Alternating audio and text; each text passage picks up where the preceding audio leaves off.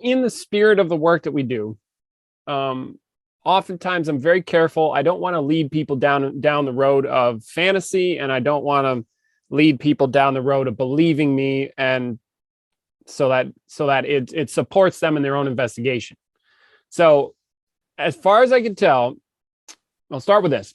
Peter was talking to Peter, or he was talking to, I was talking to him. He was also talking to apprentices. And he said, I was never trying to discover what's true so that because there is something wrong with me.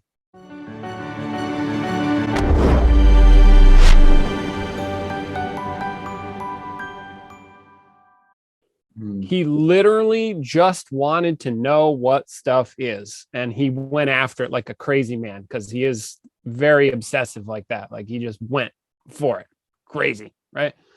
And so I was like, because I came to this work wanting to fix myself. Most people do, as far as I can tell, if something's wrong. I mean, I will acknowledge, yes, I wanted to fix myself, and I saw something in what Peter was up to that I was very taken by. It's like, oh man, that's great. Holy shit, that's cool. Look how he can move. Look at what he says. And like, there's something going on there. Wow, I was impressed, And so I wanted in on that. Now, it just so happens, and don't take my word for it, that there are some consequences to looking into and discovering what's true. Some of those consequences fall in the domain of becoming more free.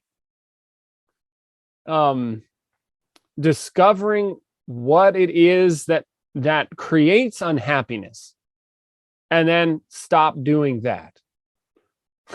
It's such an awesome way of putting it. I hadn't heard it before. What is it that creates unhappiness?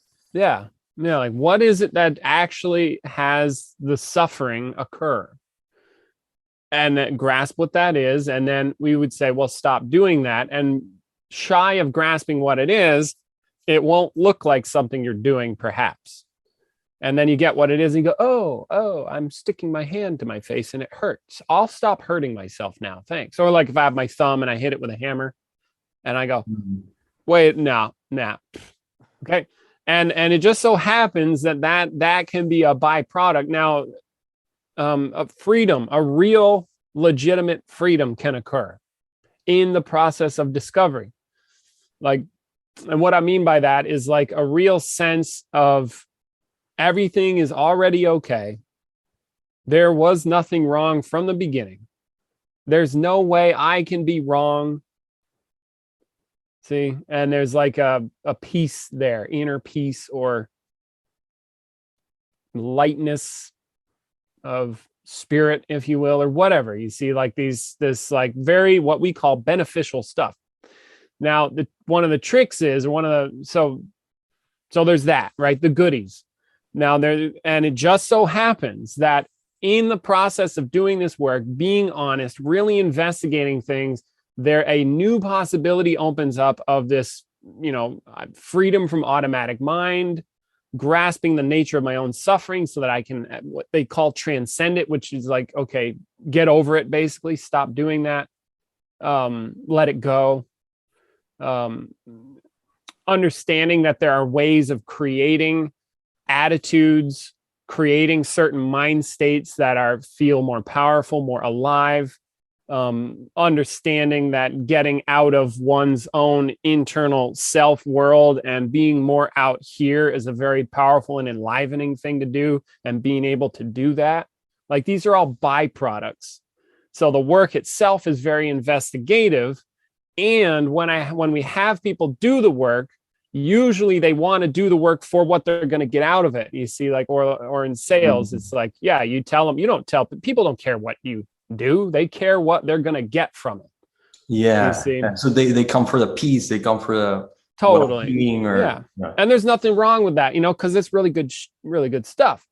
And when people are doing the work, I really invite them, look, if you're looking for value, set that aside for right now, because whatever that you have as what's useful and valuable is going to be where you're going to look. And in order to actually empower yourself to look completely free and open, you have to be able to look anywhere, not just what I think is valuable. Okay. And there's some goodies as a byproduct. Okay. Okay. There's some good shit in there. As a byproduct. Yeah, but don't tell your mind that, because it'll interrupt your looking or your ability to look. You see, and then